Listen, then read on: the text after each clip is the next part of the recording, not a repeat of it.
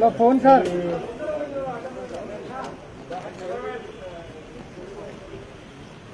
Madam side ఉండండి.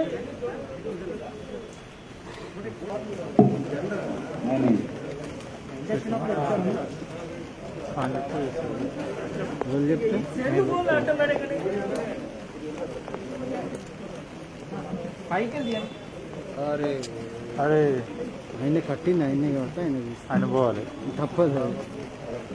ఆయనని రాష్ట్రపతి రాజ్యసభ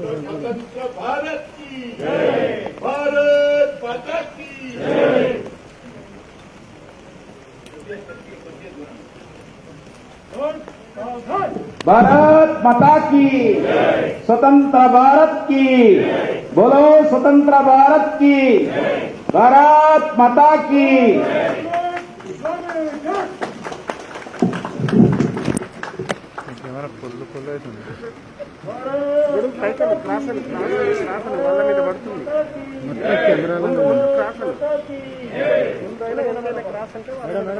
పోని పోని పోయేటోళ్ళ పోనీరా బాబు.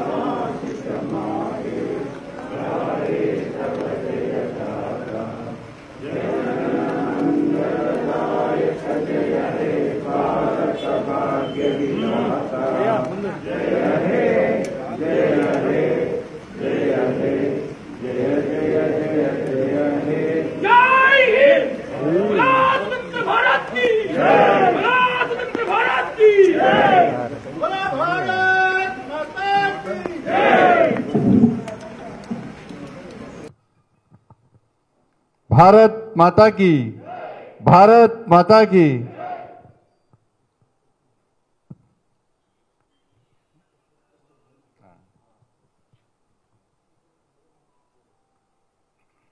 భారతీయ జనతా పార్టీ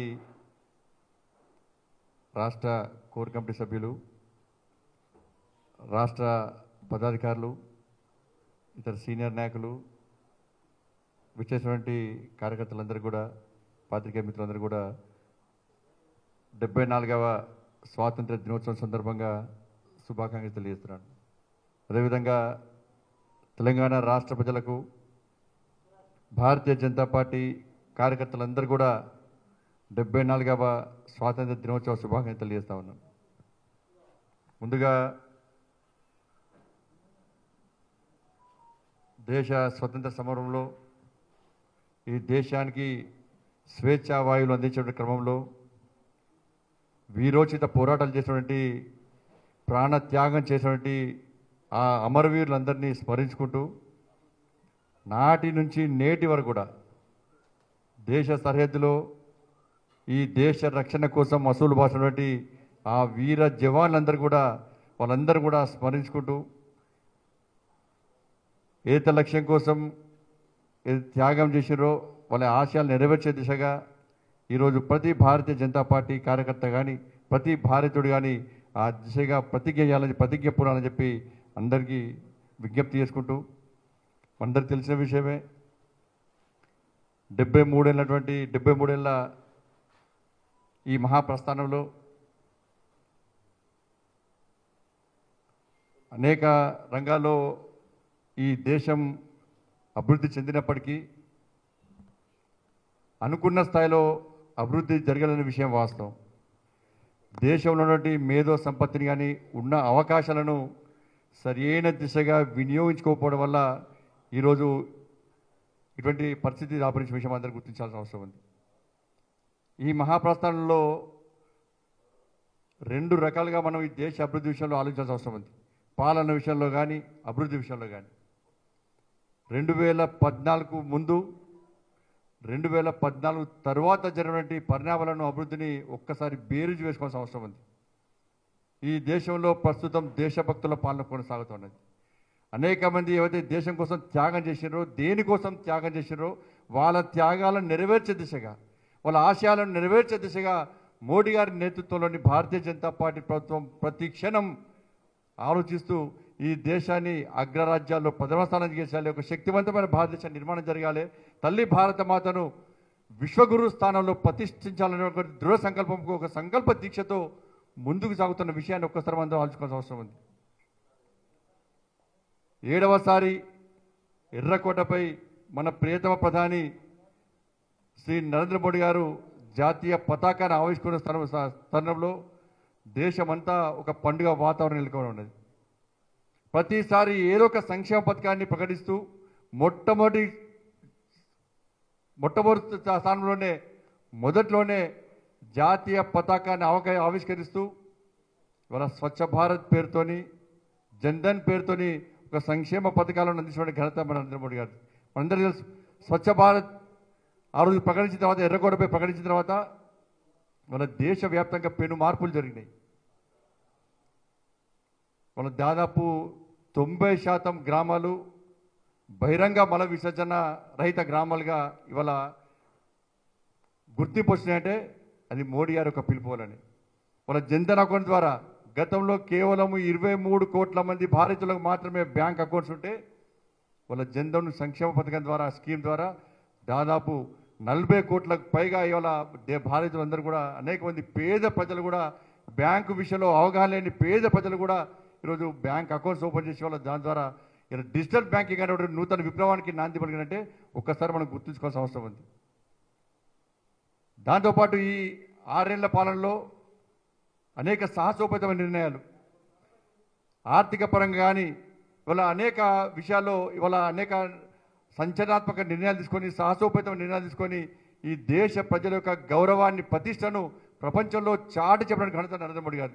గతంలో ప్రపంచ దేశాల్లో మన భారతీయులందరూ కూడా భారతీయులను చెప్పుకునేటువంటి అవకాశం లేకుండా వెనుకడు వేసే తరుణంలో ఈరోజు ప్రపంచంలో ఉన్న ప్రతి భారతీయుడు ఎస్ నేను భారత మాత ముద్దుబిడ్డ, నేను భారతీయులని సగర్వంగా తలెత్తుకొని చెప్పేటువంటి పరిస్థితి వచ్చిందంటే దాని ప్రధాన కారణం మోడీ గారు తీసుకునే సాహసోపేతమైన నిర్ణయాల విషయాన్ని ఒక్కసారి మనం గుర్తుంచుకోవాల్సిన అవసరం ఉంది. ఒకవైపు దేశము ప్రపంచమంతా కరోనా మహమ్మారి వల్ల ఇబ్బంది పడుతున్న తరుణంలో దేనికి వెనుకడు వేయకుండా ప్రపంచానికి ఒక స్ఫూర్తి సందేశాన్ని అందించే విధంగా మనం మొట్టమొదటిసారిగా లాక్డౌన్ ప్రకటించినప్పుడు కూడా ఈ దేశంలో ఏ ఒక్క పేద ప్రజలు కూడా ఆకలితో అలమటి చెందిన ఉద్దేశంతో ఒకవైపు పార్టీ కార్యకర్తలను సేవా దృక్పథంతో ముందుకు వెళ్ళాలనే సంకేతం ఇచ్చి, ఒక సందేశం ఇచ్చి, వాళ్ళ ఒకవైపు భారతీయ జనతా పార్టీ కార్యకర్తలు రాజకీయాలకు అతీతంగా, కులాలకు అతీతంగా, వర్గాలకు అతీతంగా, వర్ణాలకు అతీతంగా సేవా దృక్పథం చేస్తూ పార్టీ పేద ప్రజలు ఆదుకునే ప్రయత్నం చేస్తుంటే వాళ్ళ ఆర్థికంగా కూడా ఈ దేశంలో ఏ ఒక్క ప్రజలు కూడా ఇబ్బంది పడుతున్న ఉద్దేశంతో 20 లక్షల కోట్ల పేరుతోని ఆత్మ నిర్భర భారత్ పేరుతోని సంక్షేమ పథకాన్ని అందించి ఈ దేశ ప్రజలను ఆదుకోవడానికి ఘనత శ్రీ నరేంద్ర మోడీ గారి నేతృత్వంలో భారతీయ జనతా ప్రభుత్వం, మన ప్రభుత్వాన్ని. ఒకవైపు దేశం అన్ని రకాలుగా అభివృద్ధి చెందుతుంటే ఇవాళ తెలంగాణ రాష్ట్ర పరిస్థితి మనకు తెలుసు. ఒక ప్రశాంతమైన వాతావరణంలో, ఒక సంతోషకరమైన వాతావరణంలో స్వాతంత్ర్య దినోత్సవ వేడుకలు జరుపుకోవాల్సిన పరిస్థితుల్లో వాళ్ళ తెలంగాణ రాష్ట్ర ప్రజలందరూ కూడా వాళ్ళ ఇబ్బందులతో, సమస్యలతో తల్లడిల్లుతూ ఇవాళ స్వాతంత్ర్య దినోత్సవ వేడుకలు జరుపుతున్నట్టే దీనికి కారణం ఎవరో ఒక్కసారి మనం ఆలోచించాల్సిన అవసరం ఉంది. 2014 కంటే ముందు గతంలో అనేక సంవత్సరాలు రజాకారుల పాలనలో కానీ వాళ్ళ అకృత్యాలకు తట్టుకోలేక ఒక విరోచిత పోరాటం చేసిన తర్వాత ఇలా 2014లో మనము అనేక మంది అమరుల త్యాగాల ఫలితంగా తెలంగాణ రాష్ట్రాన్ని ఏర్పాటు చేసుకున్నాం. మనం చూస్తున్న తెలంగాణ రాష్ట్రంలో పరిస్థితి ఏందో, విద్య, ఉపాధి, ఉద్యోగ అవకాశాలలో తెలంగాణకు అన్యాయం జరుగుతుందని భావించి ఆంధ్రప్రదేశ్ను విభజించి వాళ్ళ తెలంగాణ రాష్ట్రంగా ప్రత్యేకంగా రాష్ట్రంగా ఏర్పడిన తర్వాత వాళ్ళు మనకు న్యాయం జరుగుతుంది, మన రాష్ట్రాన్ని మనం ఏర్పాటు చేసుకోని చెప్పి భావిస్తున్న తరంలో గతంలో ఏ విధంగా రజాకారుల పాలన సాగిందో ఈరోజు అదే పాలన కొనసాగుతున్నది. అంతకుముందు king court palace, Falaknuma palace నుంచి ఆ రోజు రాజ్యాధికార పాలన కొనసాగిస్తే ఈరోజు కేసీఆర్ నేతృత్వంలో టీఆర్ఎస్ పార్టీ ప్రభుత్వం ప్రగతి భవన్ అనే ప్యాలెస్తోని, ఫామ్ హౌస్ అనే ప్యాలెస్తోని వాళ్ళ దాని ద్వారా వాళ్ళ పాలన కొనసాగిస్తూ ప్రజలకు అందుబాటు లేని పాలనగా, ఎవరికి కనీసం న్యాయం చేయలేని పాలనగా ఒక నిరంతరంగా ఒక నికృష్టమైన పాలన అందిస్తున్న విషయాన్ని ఒక్కసారి మనం గుర్తుంచుకోవాల్సిన అవసరం ఉంది. ఆ రోజు ఏవైతే రజాకార్లకు వ్యతిరేకంగా మనము యుద్ధాన్ని కొనసాగించి అనేక మంది స్ఫూర్తిగా తీసుకొని మొన్న తిరిగి మళ్ళీ దశ ఉద్యమంలో తెలంగాణ రాష్ట్రాన్ని సాధించుకున్నామో ఆ రోజు ఎవరైతే రజాకార్ల వ్యతిరేకంగా పోరాటం చేస్తామో ఆ రజాకార్ల వారసులను ఇలా ప్రగతి భవన్లో కేసీఆర్ పక్కన చేసుకొని వాళ్ళ అడుగుజాడలు నడుస్తూ వాళ్ళ మనలను ఇలా శాసిస్తున్న విషయాన్ని ఒక్కసారి తెలంగాణ రాష్ట్ర ప్రజలు గుర్తుంచుకోవాల్సిన అవసరం ఉంది. వాళ్ళ దేశానికి స్వాతంత్ర్యం వచ్చిన తర్వాత కూడా 13 నెలల పాటు వాళ్ళ నియంత్రిత పాలన మనం కొనసాగించాం. నియంత్ర పాలనను మనం అనుభవించినాం. వాళ్ళ తర్వాత విమోచన పొందిన తర్వాత ఈ రోజు కూడా ఇంకా గడ్డీల పాలన కొనసాగుతున్న విషయాన్ని ఒక్కసారి మనం గుర్తుంచుకోవాల్సిన అవసరం ఉంది. వాళ్ళ 17th సెప్టెంబర్ను ఎట్టి పరిస్థితుల్లో జరపాలని చెప్పి ఆ రోజు ఉద్యమ సమయంలో వివరించినటువంటి కేసీఆర్, డిమాండ్ చేసినటువంటి కేసీఆర్ గారు ఈరోజు దానికి భిన్నంగా ఇవాళ గత అమరవీరుల చరిత్రను పూర్తిగా తెరమరుగు చేయాలి. ఎవరైతే ప్రాణత్యాగం చేశారో వాళ్ళని పూర్తిగా తెరమరుగు చేయాలి. మొదటి దశ ఉద్యమంలో కానీ మళ్ళీ దశ ఉద్యమంలో కానీ ఎవరైతే విరోధ పోరాటం చేశారో, ఎవరైతే మేధావులు ఉన్నారో, ఎవరైతే ఆలోచన పరున్నారో వాళ్ళందరి చరిత్రను తెరమరుగు చేసి ఆయన చరిత్రను, ఆయన కుటుంబ చరిత్రనే రాబోయే తరాలకు అందించాల కుట్రలో భాగంగా ఇవాళ 17th సెప్టెంబర్ను తెలంగాణ విమోచన దినోత్సవాన్ని జరపకుండా వాళ్ళు నిర్లక్ష్యం చేస్తున్న విషయాన్ని ఒక్కసారి తెలంగాణ ప్రజలు గుర్తుంచుకోవాల్సిన అవసరం ఉంది. కేవలం ఆయననే ఈ దేశానికి తెలంగాణ రాష్ట్ర ఉద్యమంలో ఆయనే ఓడిచిండు, నేనే చేసిన, నా వల్లనే, నా కుటుంబం వల్లనే తెలంగాణ రాష్ట్రాన్ని సాధించుకోవడం చెప్పి రాబోయే తరాలకు అందించాల కుట్రలో భాగమే 17th సెప్టెంబర్ను తెలంగాణ విమోచన దినోత్సవాన్ని అధికారికంగా జరగకపోవడానికి ప్రధాన కారణం అనే విషయాన్ని ఒక్కసారి మనం గుర్తుంచుకోవాల్సిన అవసరం ఉంది. ఒకవైపు మోడీ గారు దేశంలో అనేక సంక్షేమ పథకాలు కోవిడ్ సందర్భంలో కూడా ప్రవేశపెడితే ఇవాళ 7,000 కోట్లకు పైగా ఇవాళ కరోనా మహమ్మారి విషయంలో ఈ తెలంగాణ రాష్ట్ర ప్రజలను ఆదుకోవడానికి కేంద్రము 7,000 కోట్లకు పైగా నిధులు కేటాయిస్తే ఏ ఒక్క పైసా ఖర్చు పెట్టకుండా ఇవాళ ఈ తెలంగాణ రాష్ట్ర ప్రజలను వంచి మోసం చేస్తున్న విషయాన్ని ఒక్కసారి గుర్తుంచుకోవాల్సిన అవసరం ఉన్నది. డాక్టర్లు ఇబ్బంది పడుతున్నారు, పారామెడికల్ సిబ్బంది ఇబ్బంది పడుతున్నారు, పోలీసులు ఇబ్బంది పడుతున్నారు, ఆశా వర్కర్లు ఇబ్బంది పడుతున్నారు, అంగన్వాడీ టీచర్లు ఇబ్బంది పడుతున్నారు, పాత్రికేయ మిత్రులు ఇబ్బంది పడుతున్నారు, కుల వృత్తుల వాళ్ళు ఇబ్బంది పడుతున్నారు, ప్రైవేట్ టీచర్స్ ఇబ్బంది పడుతున్నారు, ప్రైవేట్ లెక్చర్స్ ఇబ్బంది పడుతున్నారు, ఇలా రోజువారీ కూలీలందరూ కూడా ఇబ్బంది పడుతున్నారు, పేద ప్రజలందరూ కూడా ఇబ్బంది పడుతున్న విషయాన్ని ఒక్కసారి ఈ రాష్ట్ర ముఖ్యమంత్రి గుర్తుంచుకోవాల్సిన సమయంలో కేవలం ఈ రాష్ట్ర ప్రజలను ఆదుకునే ప్రయత్నం చేయకపోగా ఇలా ఫామ్ హౌస్కే పరిమితమై తనకు తాను తన కుటుంబాన్ని రక్షించుకోవడమే ముఖ్యం తప్ప ఈ తెలంగాణ రాష్ట్ర ప్రజలు, పేద ప్రజలను కాపాడుకునే ప్రయత్నం చేయకపోవడం వల్లనే వాళ్ళ తెలంగాణ రాష్ట్రంలో వాళ్ళ కోవిడ్ సందర్భంగా వాళ్ళ ప్రాణాలను కాపాడుకునే ప్రయత్నంలో ఇలా కార్పొరేట్ హాస్పిటల్లో ఫీజులు చెల్లించలేక దాన్ని నియంత్రించే దమ్ము ఈ టీఆర్ఎస్ పార్టీకి లేకపోవడం వల్ల అనేక మంది పేద ప్రజలు వాళ్ళ ప్రాణాలు హరించిపోతున్న విషయాన్ని ఒక్కసారి రాష్ట్ర ముఖ్యమంత్రి గ్రహించాల్సిన అవసరం ఉంది. కేంద్రం ఇచ్చిన నిధులను పూర్తిగా దారి మళ్లిస్తూ దానికి భిన్నంగా కేంద్రాన్ని ఇలా ప్రతి విషయంలో అప్రతిష్టపాలు చేసే ప్రయత్నం రాష్ట్ర ముఖ్యమంత్రి చేస్తున్నాడు. మంచి జరిగితే ఆయన ఖాతాలో, చెడు జరిగితే మాత్రం కేంద్రం మీదకి నెట్టేసే ప్రయత్నం ఈ రాష్ట్ర ముఖ్యమంత్రి చేస్తా ఉన్నాడు. ఏ ప్రాంతంలో కూడా, ఏ జిల్లాలో కూడా కనీసం ప్రభుత్వ ఆసుపత్రుల్లో వైద్య సౌకర్యాలు లేకపోవడం వలన, డాక్టర్లకు వైద్య సిబ్బందికి సేవ చేసే ఆలోచనప్పుడు కూడా వాళ్ళకే రక్షణ లేకపోవడం వలన, కనీసం ఇలా ప్రభుత్వ ఆసుపత్రిలో వైద్య సదుపాయాలు లేకపోవడం వలన, టెస్టుల సంఖ్య పెంచకపోవడం వలన తన ప్రతిష్ట పెంచుకోవడానికి ఇవాళ తెలంగాణ రాష్ట్రాన్ని అప్రతిష్ట మూడటువంటి మూర్ఖత్వ ముఖ్యమంత్రి ఈ రాష్ట్ర ముఖ్యమంత్రి. ఇవాళ దేశవ్యాప్తంగా అనేక రాష్ట్రాల్లో ఆ రాష్ట్ర ముఖ్యమంత్రుల గురించి, వారి పాలన గురించి ఈ 15th ఆగస్టు స్వాతంత్ర దినోత్సవం సందర్భంగా పొగడ్తలతో ముంచేస్తుంటే ఈ రాష్ట్రంలో ఈ రాష్ట్ర ముఖ్యమంత్రి యొక్క విచిత్రమైన వ్యవహార శైలి వల్ల చాతకంత విషయాన్ని ఇవాళ తెలంగాణ రాష్ట్ర ప్రజలు వాళ్ళు గుర్తించుకుంటున్నారంటే నిజంగా ఈ రాష్ట్ర ముఖ్యమంత్రి సిగ్గుతో తలవంచుకోవాల్సిన అవసరం ఉంది. ఒకవైపు కోవిడ్ వల్ల ఇబ్బంది పడుతున్నారు, వాళ్ళ కనీసం ఇంతమంది పేద ప్రజలు ఇబ్బంది పడుతుంటే వాళ్ళ మోడీ గారు దేశ ఆర్థిక వ్యవస్థను పటిష్టపరచడమే కాకుండా పేద ప్రజలను ఆదుకోవాలనే ఉద్దేశంతో, పేద ప్రజలు ఇబ్బంది పడుతున్న ఉద్దేశంతో అనేక సంక్షేమ పథకాలు ప్రవేశపెడితే ఈ రాష్ట్ర ముఖ్యమంత్రి కనీసము ఈ కరోనా మహమ్మారి వల్ల ఈ రాష్ట్రంలో పేద ప్రజలు ఇబ్బంది పడుతున్నారు, అనేక మంది అవుట్ సోర్సింగ్ ఉద్యోగం తొలగిస్తున్నారు, అనేక మంది ఇబ్బంది పడుతున్నారు, వాళ్ళ కుటుంబాన్ని పోషించుకోవడమే ఇబ్బంది కూడా పరిస్థితిలో కనీసము కోవిడ్ లాక్డౌన్ సందర్భంగా ఒక్క సంక్షేమ పథకాన్ని కూడా ఈ రాష్ట్రంలో ఈ రాష్ట్ర ముఖ్యమంత్రి ప్రకటించలేదంటే ఇంతకంటే సిగ్గుచేటి ఇంకోటి కాదు. ఒక్క పైసా కూడా ఈ రాష్ట్రం ప్రత్యేకంగా కేటాయించలేదంటే ఇంతకంటే దౌర్భాగ్యం ఇంకోటి కాదు. కేవలము కేంద్రం ఇచ్చిన నిధులు తప్ప, కేంద్రం ఇచ్చిన సంక్షేమ పథకాలు తప్ప ఒక్క సంక్షేమ పథకం కూడా ఈ రాష్ట్రంలో ఈ రాష్ట్ర ముఖ్యమంత్రి ప్రత్యేకంగా ఈ సంక్షేమ పథకం ప్రవేశపెట్టలేదు.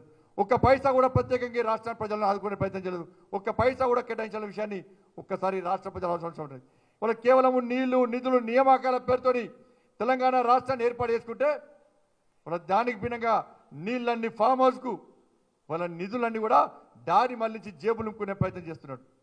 నియామకాలను కూడా కేవలం వాళ్ళ కుటుంబానికే పరిమితమైనది. తెలంగాణ రాష్ట్ర 2014 తెలంగాణ రాష్ట్ర ఏర్పాటు సమయంలో వాళ్ళ ధనిక రాష్ట్రంగా ఉన్న తెలంగాణ రాష్ట్రానికి వాళ్ళ అప్పుల రాష్ట్రంగా చేసినటువంటి దౌర్భాగ్య ముఖ్యమంత్రి ఈ రాష్ట్ర ముఖ్యమంత్రి కేసీఆర్. ఇప్పటికే 3 లక్షల కోట్ల అప్పుతో తెలంగాణ రాష్ట్రం ఇవాళ అప్పుల పాలై ఉన్నది. వాళ్ళ ఇలా ఎఫ్ఆర్బిఎం పరిమితులు సడలించొద్దని ఇంకా 1,00,000 కోట్ల అప్పులు చేసేందుకు ఈ రాష్ట్ర ముఖ్యమంత్రి ప్రయత్నిస్తూ ఉన్నాడు. అప్పులు చేయడానికి వ్యతిరేకిస్తలేము. చేసే అప్పులు అభివృద్ధి కోసం ఉండాలి, పేద ప్రజల కోసం ఉండాలి తప్ప కేవలం కాంట్రాక్టర్ల జేబులు నింపడానికి, కమిషన్తో కుటుంబాన్ని జేబులు నింపుకోవడానికి, కేవలం ఆ 3 కంపెనీలకే కాంట్రాక్ట్ అప్పగించడానికి, అభివృద్ధి పేరుతోని అక్రమ అడ్డదారి దొక్కడానికి కాదు ఇవాళ అప్పులు చేసేది. వాళ్ళ ప్రాజెక్టుల పేరుతోని ఒకవైపు లాక్డౌన్ ఉంటే, ప్రాజెక్టుల పేరుతోని నామినేషన్ పేరుతోని వాళ్ళ కోట్లాది రూపాయల నిధులను ఇవాళ కేవలం ఆ 3 కంపెనీలకు అప్పగించడానికి ఈ రాష్ట్ర ముఖ్యమంత్రి, ఆ రాష్ట్ర ముఖ్యమంత్రి కలిసి ఆడుతున్న పన్నాగాన్ని ఒక్కసారి తెలంగాణ రాష్ట్ర ప్రజలు ఆలోచించాల్సిన అవసరం ఉంది. భారతీయ జనతా పార్టీ ప్రాజెక్టులకు వ్యతిరేకం కాదు, అభివృద్ధిలకు వ్యతిరేకం కాదు. అభివృద్ధి పేరుతోని, ప్రాజెక్టుల పేరుతోని ఇరు రాష్ట్రాల ముఖ్యమంత్రులు, ఆ రాష్ట్ర ముఖ్యమంత్రి ఆ ప్రజలను మోసం చేయడం, ఈ రాష్ట్ర ముఖ్యమంత్రి ఈ రాష్ట్ర ప్రజలను మోసం చేస్తున్నటువంటి విధానాన్ని మాత్రమే భారతీయ జనతా పార్టీ వ్యతిరేకం. ఇవాళ ఇవన్నీ పరిశీలిస్తే ఇలా ఏదో రకంగా ఇరు రాష్ట్రాల ముఖ్యమంత్రులు ప్రాంతీయ విద్వేషాలు రగిలించి రాజకీయ లబ్ధి పొందే ప్రయత్నం చేయడం నిజంగా దుర్మార్గం. కాబట్టి ఇటువంటి తరుణంలో ఇవాళ 15 ఆగస్ట్ వచ్చే 15 ఆగస్ట్ వరకు ఇవాళ తెలంగాణలోని ప్రతి భారతీయ జనతా పార్టీ కార్యకర్త ఈ రాష్ట్రంలో కేసీఆర్ యొక్క నియంతృత్వ, నిరంకుశ, అవినీతి, అరాచక పాలనకు వ్యతిరేకంగా వాళ్ళ క్షేత్రస్థాయిలో భారతీయ జనతా పార్టీని పటిష్టం చేయాల్సిన అవసరం ఉంది. ప్రజాస్వామ్య తెలంగాణ నిర్మాణం కోసం ఏదైతే అమరవీరులు ఎలా ఏదైతే ఆశయం కోసం ఆత్మ బలిదానం చేసినారో, ఎవరైతే గతంలో అమరులను స్ఫూర్తిగా తీసుకొని ఆత్మ బలిదానం చేసినారో వాళ్ళ ఆశయాలు నెరవేర్చడమే లక్ష్యంగా వాళ్ళ టీఆర్ఎస్ పార్టీకి ప్రత్యామ్నాయంగా రాబోయే రోజుల్లో ఎట్టి పరిస్థితుల్లో ఈ తెలంగాణ రాష్ట్రంలో గోల్కొండ కిల మీద కాషాయ జెండాను, కమలపూ జెండాను ఎగరేసే విధంగా ప్రతి భారతీయ జనతా పార్టీ కార్యకర్త ఈ పవిత్రమైన రోజున అమరవీరులను స్మరించుకుంటూ, అమరవీరులను స్ఫూర్తిగా తీసుకొని ఈ తెలంగాణ రాష్ట్రంలో తిరిగి భారతీయ జనతా పార్టీ పాలనను అందించే విధంగా, కేసీఆర్ యొక్క నియంత్రణతో స్వార్థపూర్త రాజకీయాలకు సమాధి కట్టే విధంగా ప్రతి భారతీయ జనతా పార్టీ కార్యకర్త ప్రతిజ్ఞ పూర్వని చెప్పి క్షేత్రస్థాయిలో భారతీయ జనతా పార్టీని బలోపేతం చేసే విధంగా అందరూ కష్టపడి పనిచేయాలని చెప్పి మరొకసారి తెలంగాణ రాష్ట్ర ప్రజలకు అప్పీల్ చేస్తున్నాం. టీఆర్ఎస్ పార్టీ పాలనకు సమాధి కట్టడం, టీఆర్ఎస్ పార్టీ గడిల పాలనను అంతమొందించడం కేవలం భారతీయ జనతా పార్టీ ద్వారా మాత్రమే సాధ్యం. మీ ఆశయాలను నెరవేర్చడానికి, ఈ ప్రజాస్వామ్య పాలన అందించడానికి ఇలా భారతీయ జనతా పార్టీకి మద్దతు తెలపండి. భారతీయ జనతా పార్టీకి అండగా ఉండండి. భారతీయ జనతా పార్టీ కార్యకర్తలకు మీ గ్రామాలకు వచ్చినప్పుడు, మీ ఇంట్లోకి వచ్చినప్పుడు ఆదరించండి, అభిమానించండి, ఆశీర్వదించండి. అందరం కలిసికట్టుగా ఈ అరాచక పాలన అంతమొందిద్దాం.